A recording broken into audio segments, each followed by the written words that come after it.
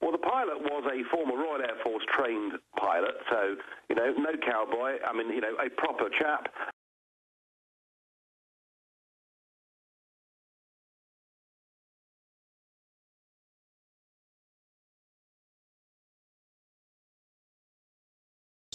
And we're going to fight the next general election with 500 candidates saying the British people must have a free and fair referendum on their future.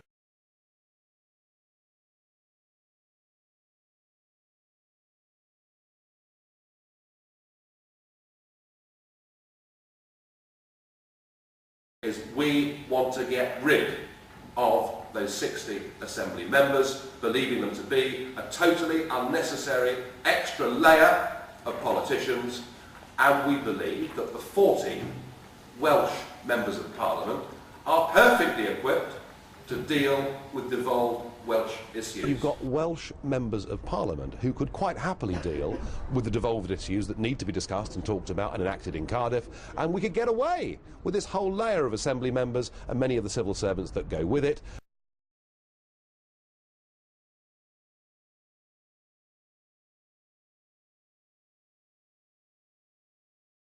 So yes, whilst we support not being members of this political union, we also support thereafter a massive devolvement of powers from the centre down to local councils, and we also support radically and not at all popular in Westminster the concept that we should be able, the people should be able at a local and national level to trigger referendums on any subject that matters to them.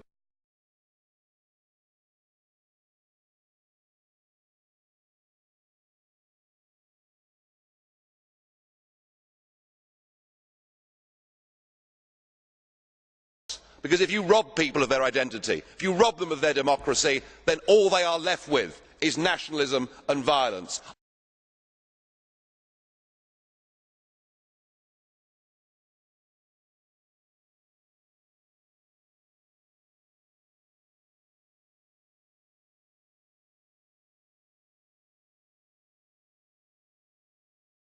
Yeah, I mean, you know, the Palace of Westminster, and I know that you guys in the States often watch our Prime Minister's questions, and you see this magnificent Gothic building, and just a couple of weeks ago the Queen arrived in her carriage to open Parliament, and it all looks magnificent, and the relationship between the monarch and the Parliament, it all goes back to the English Civil War. And it's something that has been the envy of the world in many ways.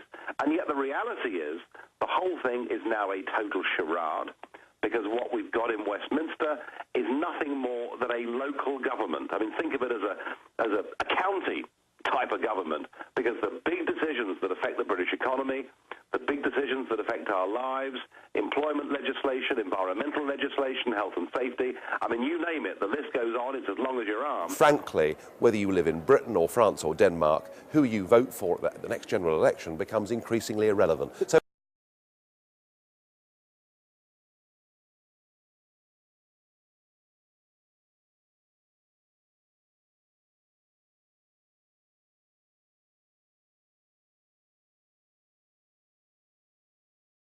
what I don't want is a structure where we have unelected commissioners effectively acting as the government of Europe.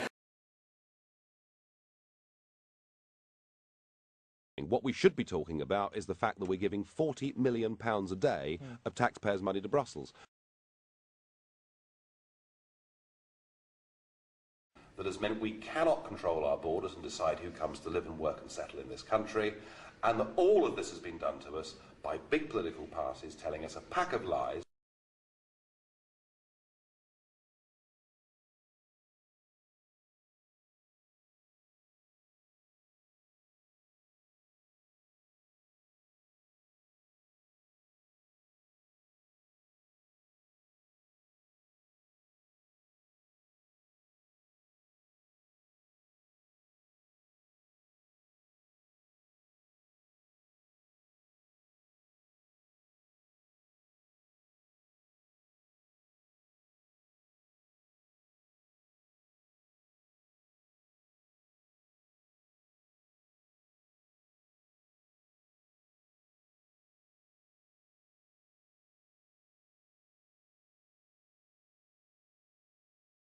And to impose upon people a new nationality, a new legal order, without first seeking their consent is a damn dangerous thing to do.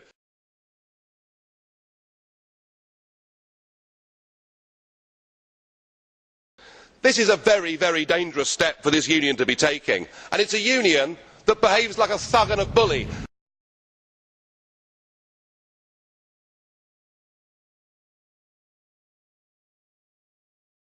Right across every member state in this union, and perhaps this is why we see the fear in the faces, increasingly people are saying, we don't want that flag, we don't want the anthem, we don't want this political class, we want the whole thing consigned to the dustbin of history.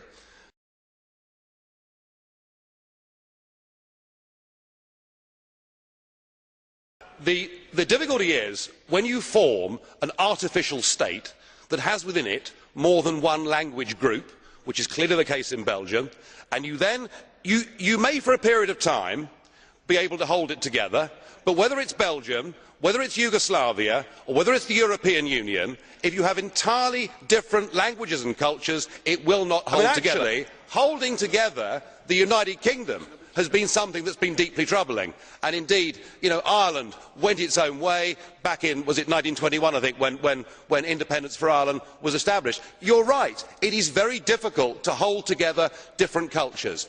I do think that the union of England, Scotland, Wales and Northern Ireland at the moment works because it has consent. If it didn't have consent, then there would be popular calls for referendums and those nations would be able to break away.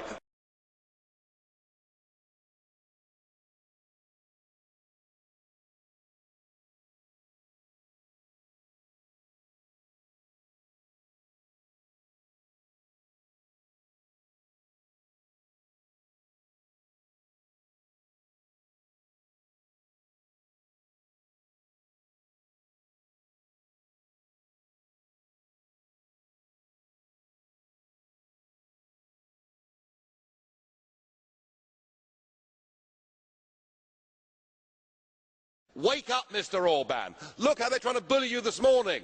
They're trying to tell you how to run your own country. Tell them where to go. Stand up and fight for democracy once again. Well said.